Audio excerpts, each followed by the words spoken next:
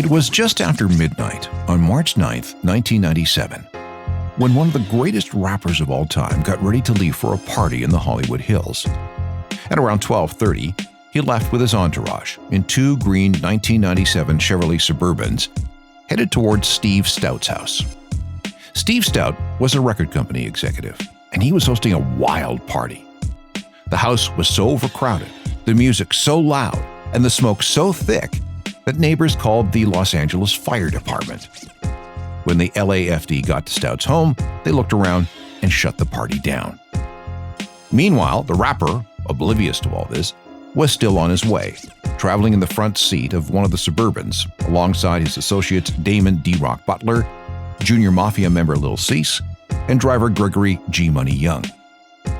The other vehicle was being driven by Kenny Story and carried Eugene Gene Deal, Anthony Tone Jacobs, Stevie J, and Bad Boy Records executive Sean Combs. The two SUVs were trailed by a Chevrolet Blazer carrying the company's director of security Paul Offord and driven by an off-duty Inglewood police officer named Reggie Blaylock. Tensions were high. The men in the vehicles felt that they were in enemy territory, and they were right. 6 months earlier, another influential rapper had died in a drive-by shooting on a Las Vegas street. Many blamed the rapper making his way through the streets of LA this evening. The two had been embroiled in a bicoastal feud. By 12:45, the streets were crowded at the corner of Wilshire Boulevard and South Fairfax Avenue.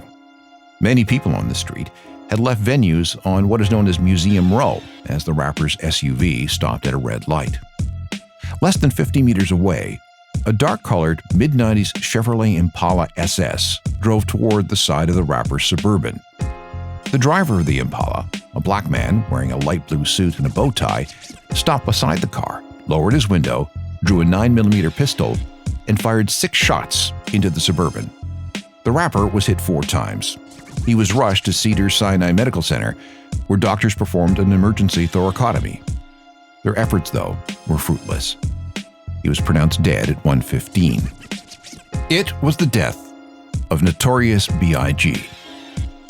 The other rapper, the one who died in the drive-by in Las Vegas, was Tupac Shakur. I'm Alan Cross, and this is Uncharted: Crime and Mayhem in the Music Industry. This time, it's the East Coast, West Coast hip-hop war. If we're to understand the East Coast, West Coast hip-hop war of the 1990s, we need some deep, deep history. New York City was not a great place to live in the 1970s. Crime was everywhere. Son of Sam serial killer David Berkowitz and the torso murderer Richard Cottingham were in the news. The city had gone bankrupt and was plagued with labor unrest. Many neighborhoods were no-go zones with burnt-out buildings and roaming gangs. And that included large swaths of the Bronx. By 1972, the New York borough had been completely cut in half by the Cross Bronx Expressway. White residents moved out, and a large Black, Caribbean, and Latin American population became dominant. It was one of the poorest parts of the city, and hit hard by New York's decline. But this is where Clive Campbell lived. Growing up in Jamaica, he knew all about sound system culture. Guys with turntables, massive speakers, and insanely powerful amplifiers boasting 30,000 watts or more traveled around the country holding dance hall parties. A key element to this scene was the DJ's patter over the music, improvised rhymes and speeches that was known as toasting. When Jamaicans immigrated, as Clive and his family did in 1967, they took their music culture with them. That included ska and reggae, as well as the dub beats and toasting of the sound system DJs. After a period of adjustment, Clive fell in with a group of graffiti painters called the Ex-Vandals and took on the nickname Cool Herc. Before long, he had a rudimentary sound system of his own, consisting of 2 turntables, a couple of amps, and a cheap Shure Vocal Master PA system. He practiced in his bedroom, isolating and repeating musical breaks with a couple of records, those 2 turntables, and some very fast reflexes. Herc began holding parties organized by his sister in the recreation room of their apartment building at 1520 Sedgwick Avenue. Herc not only had good taste in music, but he could also read an audience very well. Regular clubs in the Bronx were having issues with gangs. Clubs in Manhattan catered to an older, more moneyed crowd, and radio wasn't playing the music that he or his friends liked. Herc's parties, especially after August 1973, became legendary across the Bronx. Herc began mixing records in creative, non-stop ways. He worked on his toasting. And then something miraculous happened on August 11th, 1973. Cindy, his sister, needed money for back-to-school clothes, so she organized another party at the apartment building on Sedgwick. That night, using a couple of copies of James Brown's Sex Machine album, Herc created an extended mix of the song Give It Up or Turn It Loose. Specifically, this percussion breakdown. And the technique drove dancers wild. Stop the beat in the jungle, brother. In the jungle, brother. In the jungle, brother. Clap your hand. Stop the beat. That night, they say, hip-hop was born. 1520 Sedgwick Avenue in the South Bronx. Herc continued to hold parties. So did other people who studied his turntable and mixer technique. Block parties popped up, and power was provided by tapping into the nearest electricity pole. Tapes were made and traded. The new sound started showing up on boomboxes between parties. People competed to see who had the best rhyming skills. By the latter part of the 1970s, whatever Herc started in the summer of 1973 had become a fast-spreading cultural movement that focused on 5 main pillars: being an MC, doing the toasting, being a DJ, graffiti art, breakdancing, and knowledge. Some categorize this as oral, visual, physical, and mental. Collectively, this was hip-hop. The word hip-hop dates to 1671, when it first showed up in a play called The Rehearsal. Hip-hop and hippity-hop appeared in poems in the 19th century. The first song to use the word was You Can't Sit Down, a 1963 single from a Philadelphia group called the Dovals. Around the same time, Muhammad Ali, still using the name Cassius Clay, released an album entitled I Am the Greatest, which featured his signature rhymes. And then later in the 1960s, we had the spoken word works of Gil Scott-Heron, a street poet based in New York. When disco appeared, DJs started rhyming over a thudding 4/4 beat introduction. This was called disco rap. And it's claimed that a Harlem DJ named DJ Hollywood may have been the first person to claim the word hip-hop for this new sound from the Bronx. Or it might have been an MC named Lovebug Starsky. He was also from the Bronx. The sound spread, but there weren't yet any records or albums, and there was no hip-hop on the radio. All fans could do was go to the parties and trade in cassettes that were made at those parties and in bedrooms. Those were the only ways you could participate in this culture. And the more things spread, the more the hip-hop label was in common use all over New York City. Then, in 1979, a group from suburban New Jersey released what became the first widely known hip-hop record. It was the Sugar Hill Gang and Rapper's Delight. A popular mix ran for almost 15 minutes. I said the hip hop, the hip it to the hip hop, you don't stop the rocker to the bang bang boogie. Say up jump the boogie to the rhythm of the boogie to beat. Now what you hear. Things exploded from there with more records, the first albums, and the first radio airplay. Hip-hop culture expanded to include fashion, positive social change, and soon a voice for the marginalized and disadvantaged in America's cities. Hip-hop got another boost from an all-white group from the New York punk scene. Blondie was fascinated by this new music from the streets, prompting them to write and record Rapture in 1980.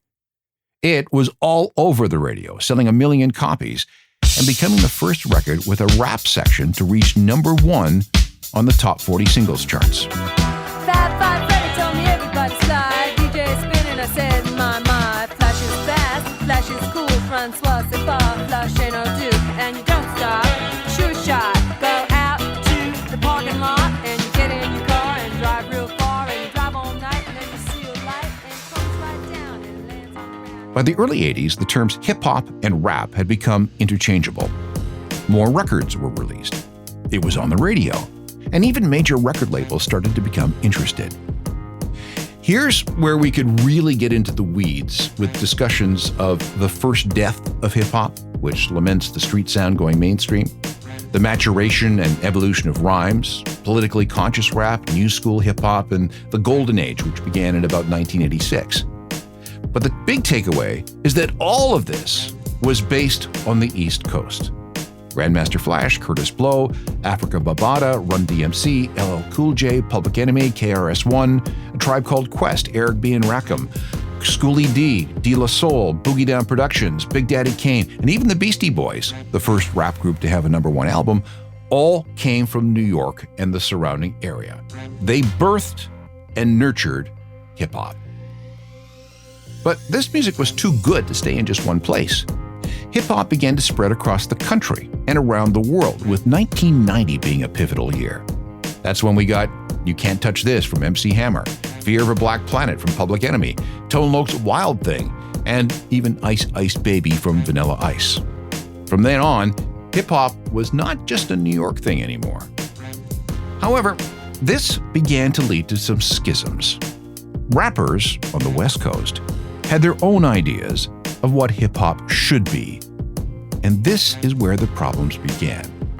The East Coast-West Coast war was about to erupt.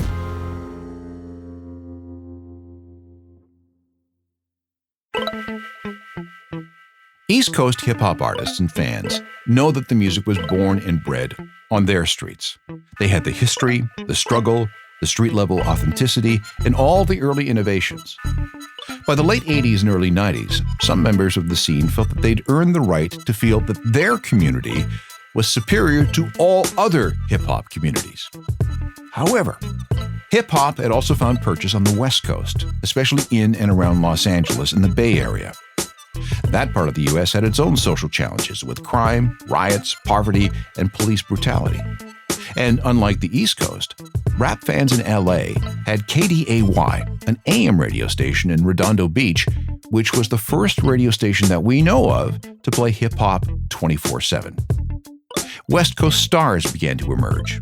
Eazy-E, Ice-T, Too Short, Dr. Dre, NWA, Tupac Shakur, Snoop Dogg, Warren G. Record labels were established. And the most important to our story is Death Row, run by the dangerous Suge Knight.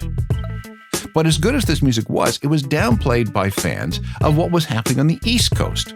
West Coast didn't have the history and the authenticity.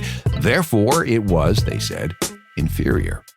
And some on the East Coast loved to remind West Coasters whenever they could.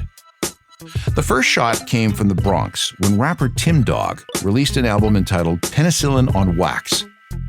It contained some pretty pointed insults against specific people out in California, like NWA and Dr. Dre.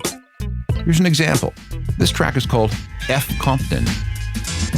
Ish, motherfucker, step to the ring chair, cause Tim Dog is here. Let's get right down to the nitty gritty and talk about a bullshit city. Talking about chicken from Compton, they're no comp and they truly ain't stomping. Tim Dog, a black man's Taz. I'm so bad I whip Superman's ass. All you suckers that riff from the West. To those on the West Coast, this condescension was beyond annoying. Suge Knight and many on his Death Row label were not happy. Dr. Dre responded to Tim Dog and a few others with a diss track called F with Dre Day and Everybody Celebrating. And watch your back cause you might get smoked low. And pass the bud and stay low key. BG cause you lost all your homies' love. Now call it what you want to. You from the owe me, now it's a must that I fuck with you.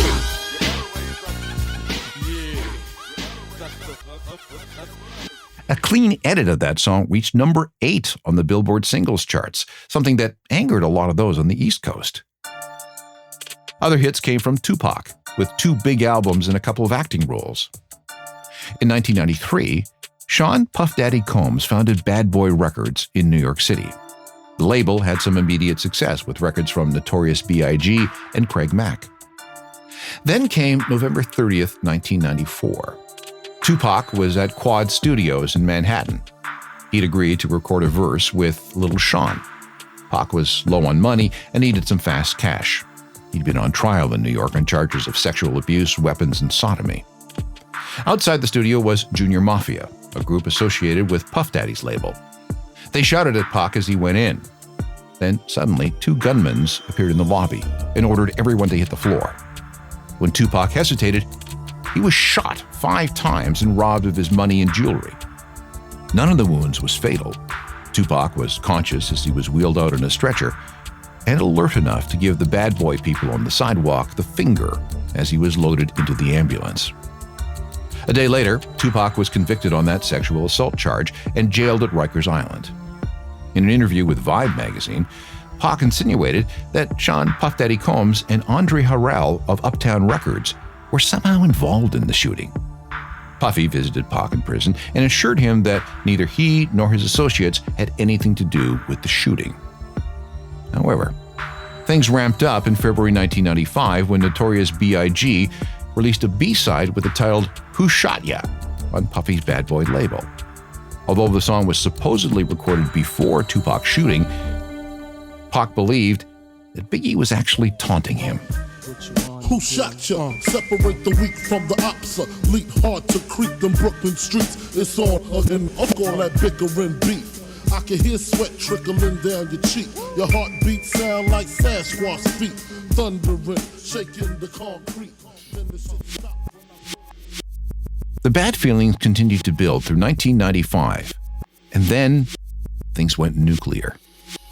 On August 3rd, 1995, The Source, a music magazine that covered hip-hop extensively, held its second annual Hip Hop Music Awards event at the Paramount Theater in New York. It has gone down in history as the night when the East Coast and West Coast went to war. Representing the East Coast, Sean Combs, Bad Boy Records, and the label's biggest star, Notorious B.I.G.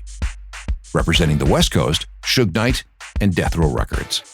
Tupac was supposed to be there, but he was still in jail. Tensions were high from the beginning. Although the crowd, as you might expect, was mostly pro-East Coast, the first hour of the show passed without much incident. Then came the Lyricist of the Year award. Biggie was the big winner. And when he rushed to the stage,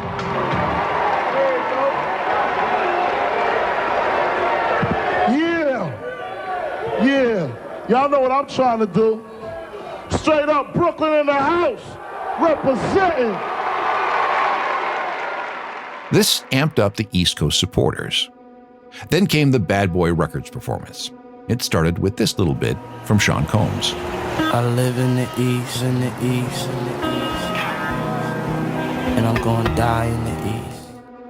Okay, not a big deal, but it added a little more fuel to the fire. But when the soundtrack to the movie Above the Room, a Death Row release, won for Best Soundtrack, Knight took a shot at Puffy and Bad Boy for his insistence on showing up on all his artists' records and videos. He did this in New York on Bad Boy's turf. And one other thing I'd like to say, any artist out there want to be an artist and want to stay a star, and don't want to have to worry about the executive producer trying to be all in the video, all on the record, dancing. Come to Death Row. Things heated up a little further when Dr. Dre was named Producer of the Year. It was presented by Sam Cassell of the Houston Rockets and film director John Singleton. Now, Cassell was not a big crowd favorite because the Rockets had recently taken the New York Knicks for the NBA championship. John Singleton felt the tension and tried to diffuse things. All right, anyway, look, before we pass out this award, we got to say something, all right? You know, we got to kill all this East Coast, West Coast, South, Midwest dissension in rap because, you know, there's a lot of devils out there that would be damned if they could ban it, and we wouldn't be having no show, and a lot of y'all wouldn't be making no money. This is what happened when Dr. Dre came up to accept the award. He didn't notice that Snoop Dogg had followed him to the stage.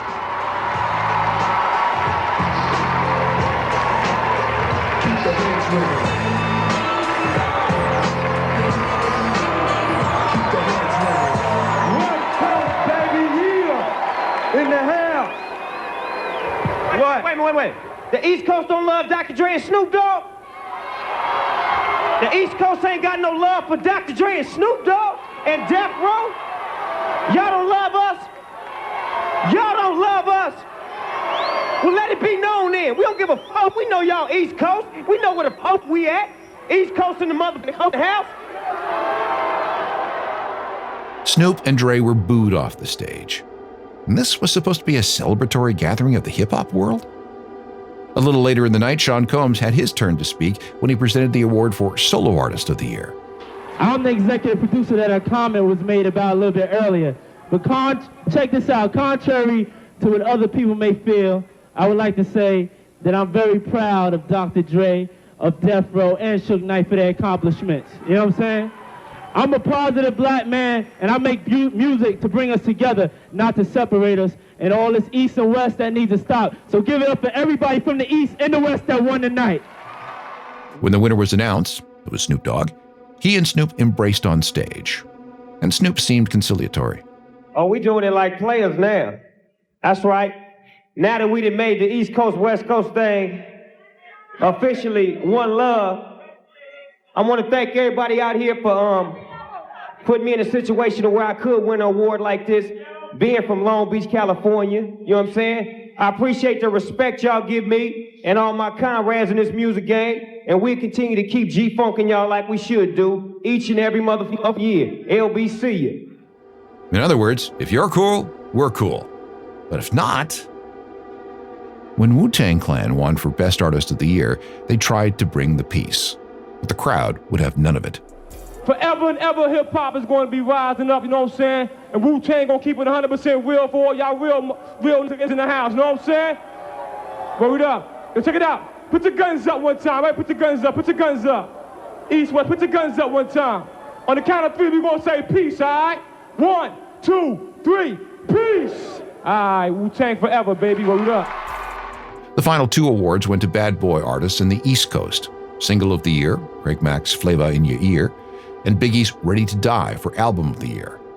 That whipped up the East Coast loving crowd again. East Coast! East Coast in the house, say yeah!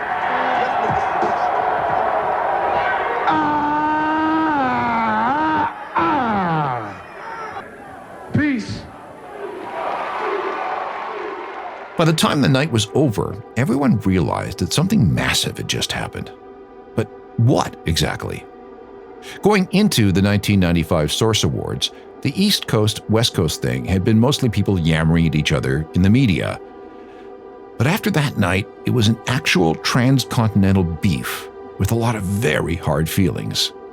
Tensions stayed high. Things would get very out of hand. And people would die.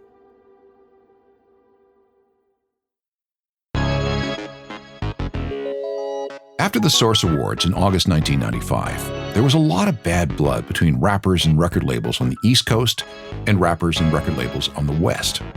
A number of things happened in quick succession.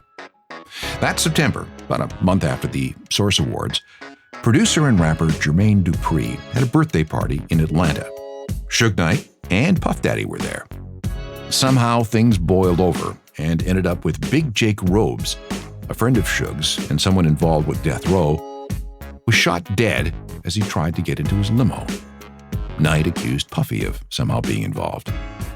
A few weeks after that, Tupac was released from prison. He'd been watching the beef grow and had something to say. A string of songs were released, all threatening or insulting Bad Boy Records and Biggie in particular. One track, called Hit 'Em Up, was particularly vicious when it came to Biggie.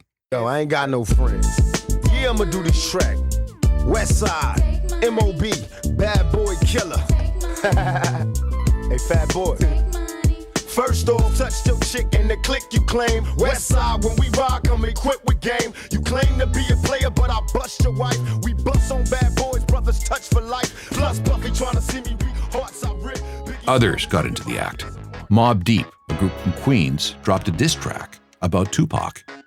LL Cool J released a song called I Shot Ya, which may have been about Tupac shooting at Quad City Studios. And Biggie might have had something to say about things with his song Long Kiss Goodnight. Meanwhile, the media started to cover the story, blowing things up to the point where fans were taking sides. And then it got worse. In October 1995, Tupac met up with Faith Evans, a singer for Bad Boy, and more importantly, Notorious B.I.G.'s estranged wife. She was paid $25,000 to sing on a Tupac track, although she claims that during the sessions, Tupac threatened not to pay her if she didn't have sex with him. Evans refused. Meanwhile, both Tupac and Suge furthered rumors that there was, in fact, a relationship between Tupac and Biggie's wife. Going back to the song Hit 'Em Up, Tupac taunted Biggie by name, saying that he had had sex with Evans. You can imagine how that went over. The next issue came with the Dog Pound, a death row group who showed up at a Biggie video shoot uninvited. Shots were fired at the Dog Pound's trailer. When the video was released, it contained an extra scene where Snoop Dogg destroyed New York like Godzilla. Then, the climax of the war. On September 7, 1996, Tupac, Suge Knight, and a big death row entourage were in Las Vegas for a Mike Tyson fight at the MGM Grand. One of Suge's people, Trevor Lane, a gang member from Compton, spotted Orlando Anderson, a member of the rival Crips. There was bad blood involving an attempted robbery earlier that year. The fight broke out. Hotel security had to break it up. Tupac and Suge then left the hotel, with Suge driving Tupac's brand new 1996 BMW 750. They were on their way to a place called Club 662. Like I said, Suge was behind the wheel and Tupac was in the passenger seat. As Suge drove down East Flamingo Road, he stopped in the center lane at a red light at the intersection of Covell Lane. It was 11:15 p.m. A white four-door Cadillac pulled up in the curb lane. The rear window on the driver's side rolled down. There were a series of gunshots from a .40 caliber S&W Glock 22. Tupac was hit twice in the chest, once in the arm and once in the thigh. Suge was hit by bullet fragments, and the Beamer had a flat tire. But he was able to drive about a half mile before he was stopped by cops. They helped rush Tupac to the hospital. Pac was badly injured. One of the shots to his chest had torn his lung so badly that it had to be removed. He hung on until the afternoon of September the 13th, when he died of respiratory failure. So, who assassinated Tupac? All these years later, we don't know, although there are suspects.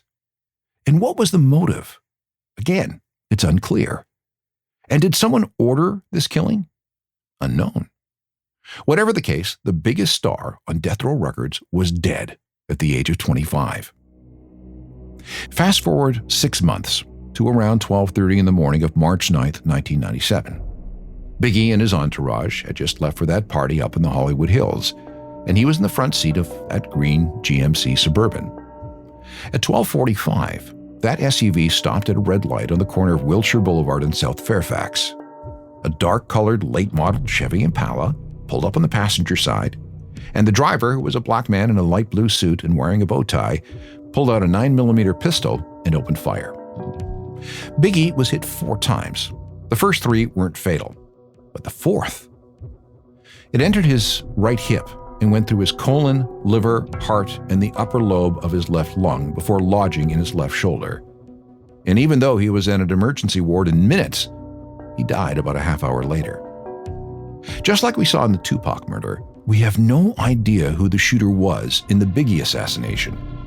But there are lots and lots of theories that connect the Tupac killing to Bad Boy and the Biggie shooting to Death Row.